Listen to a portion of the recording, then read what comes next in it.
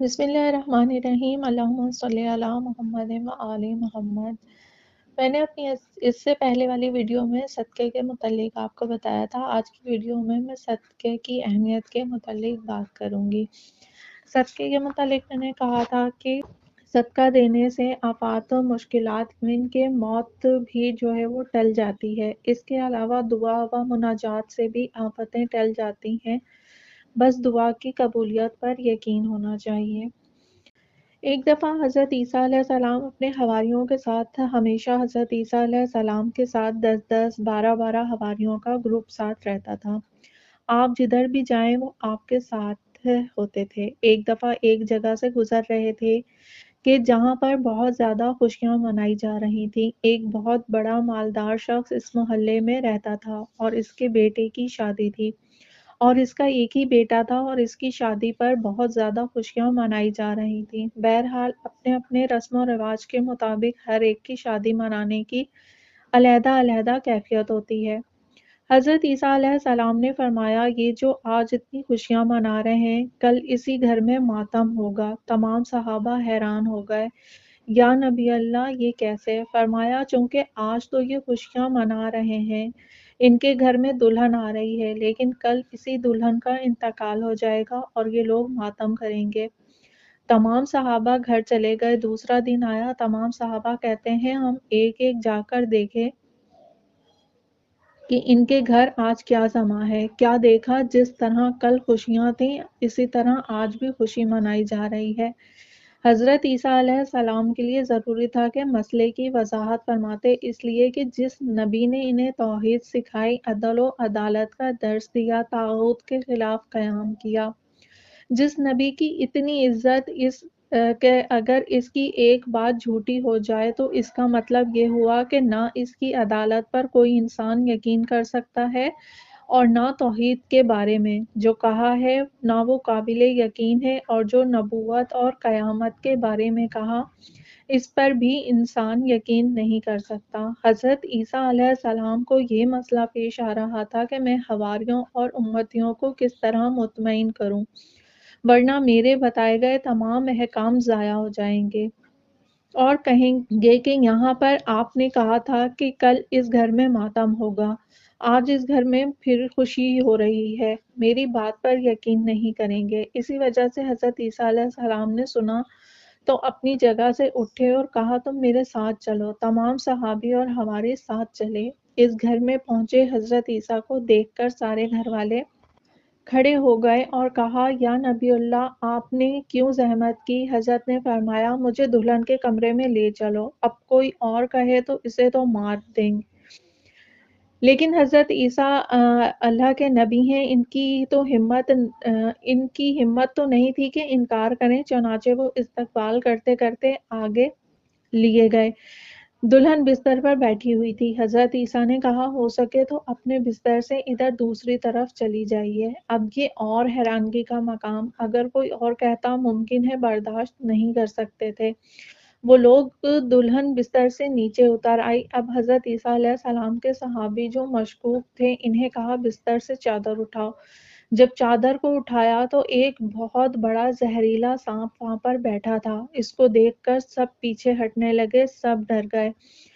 پھر حضرت عیسیٰ نے کہا، ڈرتے کیوں ہو؟ دیکھو یہ سانپ ہے، اس کو خدا نے آرڈر دیا تھا کہ آ کر اسے کاٹے اور اس کی زہر کی وجہ سے یہ دلہن ہلاک ہو جائے، لیکن میں پوچھتا ہوں اس نے کون سا ایسا کام کیا، کون سا احسان کیا جس کی وجہ سے اس کی عمر زیادہ ہو گئی؟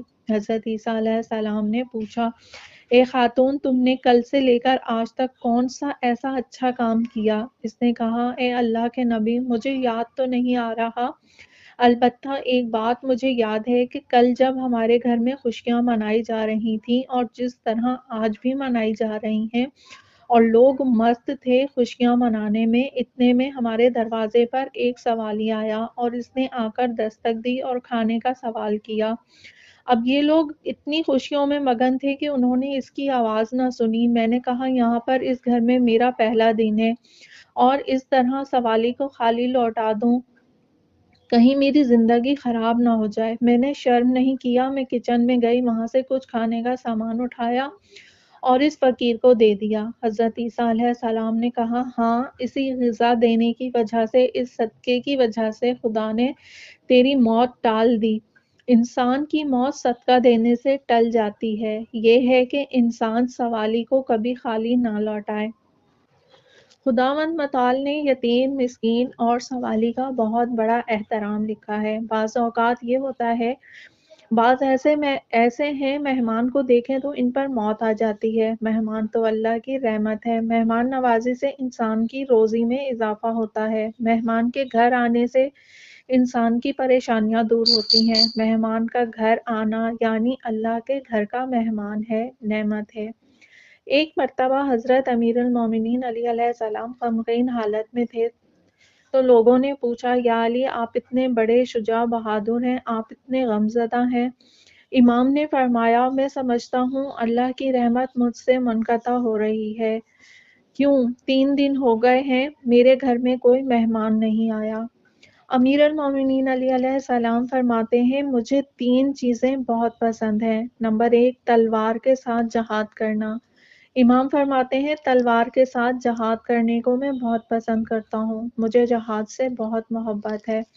میں کافروں، مشرکوں اور اللہ کے دشمنوں کے ساتھ جہاد کرنے کو بہت پسند کرتا ہوں۔ نمبر 2، مہمان نوازی۔ امام فرماتے ہیں، مہمان کی عزت کرنا مجھے بہت پسند ہے۔ ایک دفعہ امیر المومنین علیہ السلام کے پاس 2 آدمی آئے، ایک باپ اور بیٹا۔ امام نے انہیں گھر میں بٹھایا اور بستر لگا کر دیا۔ جب کھانے کا وقت ہوا تو آپ نے کہا، آ جاؤ۔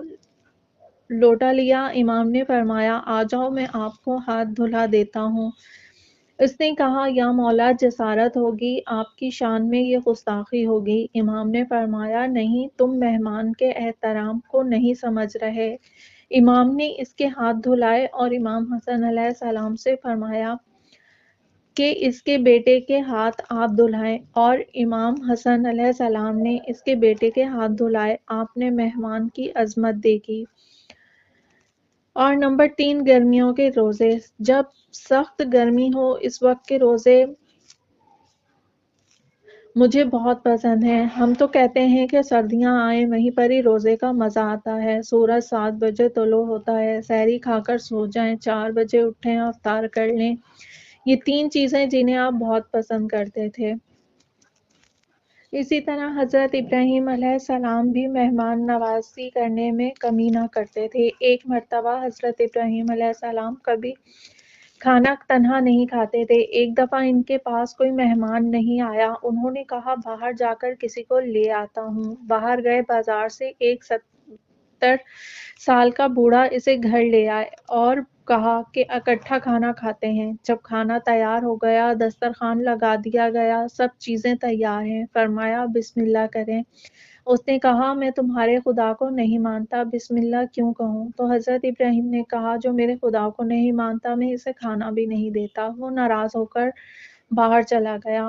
اب جبرائیل علیہ السلام آئے حضرت ابراہیم علیہ السلام کے پاس اور کہا، اے ابراہیم، اللہ کی طرف سے یہ حکم ہے کہ تو اس ضعیف کو، اس بوڑھے آدمی کو جس کی عمر 70 سال ہے، ایک وقت کا کھانا نہیں دے سکا، اور میں تو اسے 70 سال سے کھلا رہا ہوں، جاؤ اسے واپس بلاؤ اور کھانا کھلاؤ۔ اب جب حضرت ابراہیم علیہ السلام اس بوڑھے کے پیچھے دوڑے، ادھر ادھر تلاش کیا، مل گئے اور کہا، آ جائیں، اکٹھے کھانا کھاتے ہیں۔